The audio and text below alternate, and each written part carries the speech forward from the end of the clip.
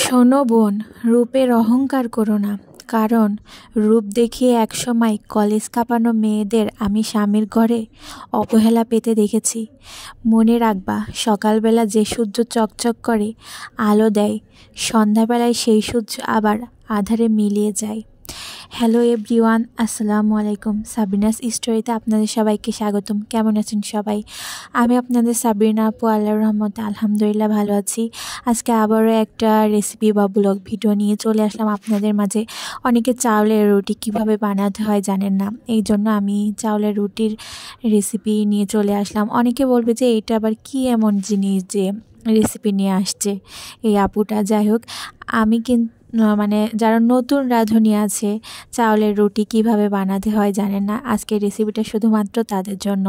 প্রথমেই তো দেখলেন আমি একটা কড়াই চুলায় বসিয়ে দিয়েছিলাম। তারপর টকবক করে যখন পানিটা গরম হয়ে গেছে, তখন একদম কথাটা মাথায় রাখবেন, যখন টকবক করে ফুটতে থাকবে পানি, তখন আটাগুলা দিয়ে দিব। ওই পানির ভিতরে দেওয়ার পরে চুলাটা কিন্তু বন্ধ করা যাবে না। চুলাটা কিন্তু যে আছে সে আছেই আপনার সাথে একটুখানি 2 মিনিট মতো রেখে তারপরে যে কোনো খুন্তি বা চামচ দিয়ে আটাটা করে নিতে হবে। আমি তো দেখিয়েছি, আসলে এটা বলে তো বোঝানো যাচ্ছে না। আমি যেইভাবে দেখিয়েছি সেইভাবে করে নেবেন। তারপর 5 মিনিট মতো মিডিয়াম টু লো হিটে চুলার উপরে ঢেকে রেখে দিবেন। তাহলে দেখবেন আপনার আটাটা খুব সুন্দরভাবে চাউলের গুঁড়াটা নেওয়া হয়ে যাবে, মোলায়েম হয়ে যাবে, আর আপনার রুটিটাও করতে অনেক ভালো হবে। তারপর তো দেখলেন আমি সুন্দরভাবে আপনার রুটি আপনারা কি বলেন এটা জানি না, আমরা আটা বলি। আটাটা সুন্দরভাবে মেখে নিয়েছিলাম, মথে নিয়েছিলাম।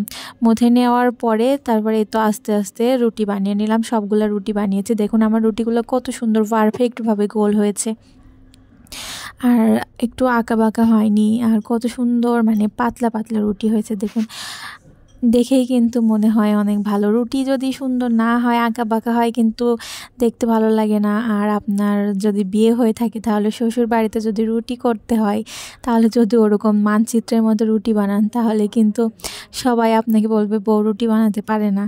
তাই এই রেসিপিটা দেখি সুন্দরভাবে রুটি বানানো টিপসটা শিখে নেবেন, কেমন? আর এতক্ষণ আমার বকবকানি শোনার জন্য অনেক ধন্যবাদ। আস্তে আস্তে আমি রুটিগুলো সেঁকে নিয়ে নিলাম, তারপর খাওয়ার সময় হয়ে যাচ্ছে।